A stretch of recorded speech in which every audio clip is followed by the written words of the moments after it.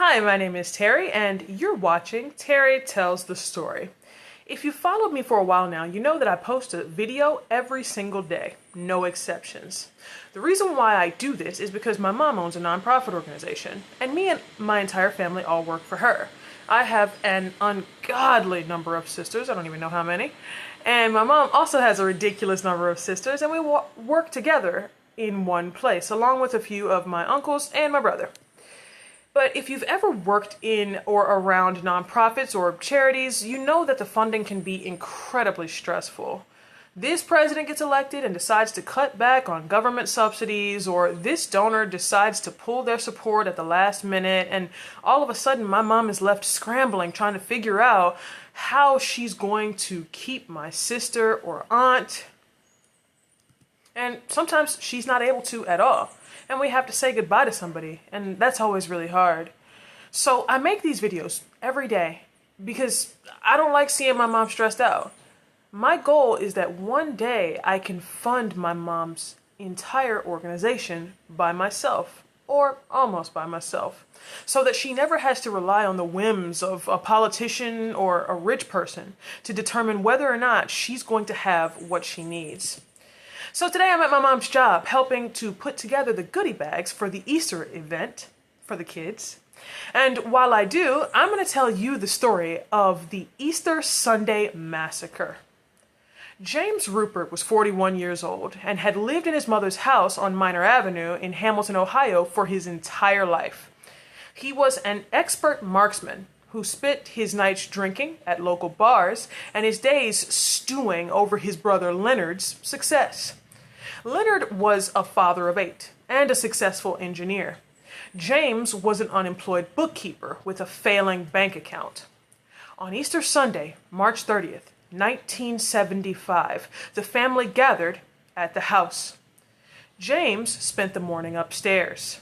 He had 3 pistols, a .357 Magnum, and 2 .22 calibers, and a rifle. He spent hours cleaning them and loading them with high-velocity ammunition. At 4:00 p.m., the family was finishing up their Easter dinner. Leonard and his wife Alma were in the kitchen with James's mother Charity. The 8 children, ranging from ages 4 to 17, were scattered between the living room and the kitchen. James walked downstairs with the .357 and one of the .22s. He walked into the kitchen and didn't say a single word. He shot Leonard first, then Alma. His mother Charity screamed and moved toward him. He shot her in the head, and then twice more in the chest to make sure that she was dead. James then walked into the living room. The children were frozen, and he began systematically executing them. David, 17, Teresa, 15, Carol, 13, Anne, 12, Leonard Jr., 11, Michael, 9, Thomas, 7, and 4-year-old John. He moved from room to room, shooting each child multiple times. For several of the children, he performed what are called contact shots, which means he pressed the barrel of the gun against their heads to make sure that they had no chance to survive. When the shooting stopped, the house was silent. But James didn't flee.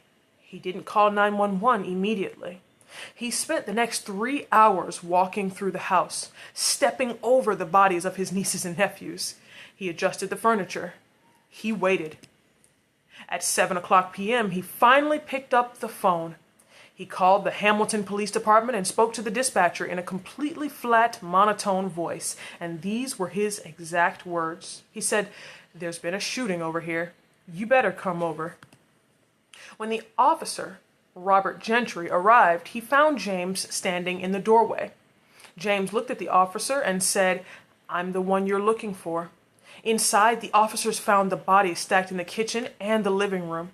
There were Easter candy scattered on the floor next to their blood.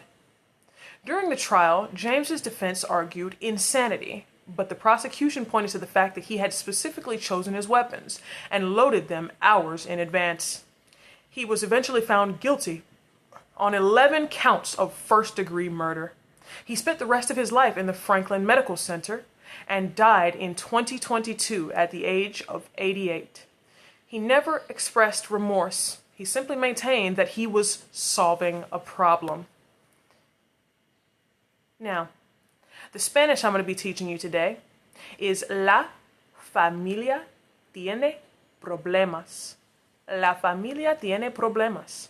And what that means is the family has problems. If you liked this video or you learned something new, drop a like down below. If you have a specific topic that you'd like to see me cover, drop me a comment. And if you'd like to support this work that I do and help out, there'll be a link to the Cash App in the description box below. We'll see you next time.